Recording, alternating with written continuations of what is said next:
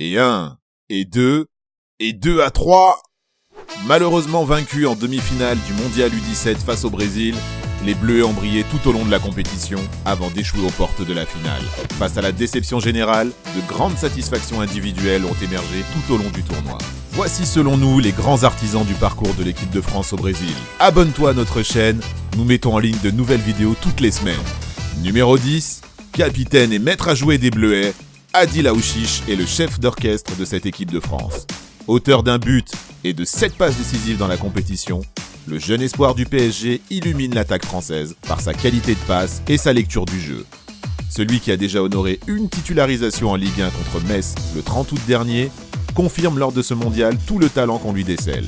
Ses performances attirent les convoitises puisque des émissaires du Real Madrid sont venus le superviser au Brésil. Toutefois, on voit mal le PSG laisser filer sa pépite qui se plaît au sein de son club formateur où il devrait signer d'ici peu son premier contrat pro. Et pourquoi pas marcher à l'avenir sur les traces des grands meneurs tricolores. Nathanaël Mboukou. À seulement 16 ans, il passe pro avec le Stade de Reims. Il est déjà apparu à 5 reprises cette saison en Ligue 1, dont une titularisation lors de la victoire rémoise contre le PSG.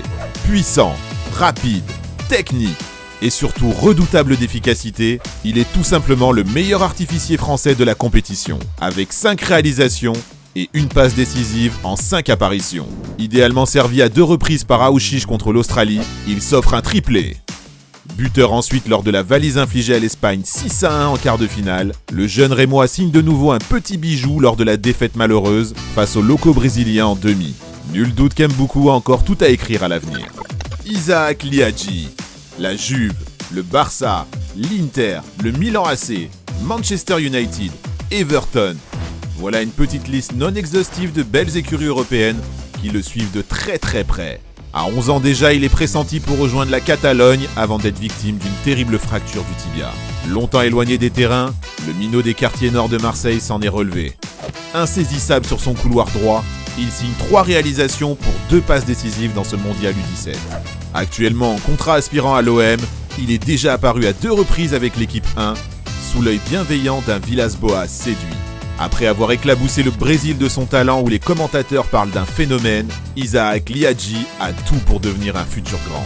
La pépite marseillaise restera-t-elle pour autant sur la canebière après son mondial réussi ? Selon toi, ces jeunes pépites sont-elles destinées à un grand avenir dans le foot ? Es-tu d'accord avec notre sélection ? N'hésite pas à en débattre en commentaire. Petit jeu pour finir. Es-tu capable de faire le lien entre nos Bleuets et le joueur en photo ? Merci d'avoir regardé notre vidéo. Si tu as kiffé, n'hésite pas à parler de notre chaîne autour de toi, d'aimer et de partager. Ça nous aide énormément pour continuer de créer encore plus de contenu sur l'actu foot. À très vite pour une nouvelle vidéo. Ciao !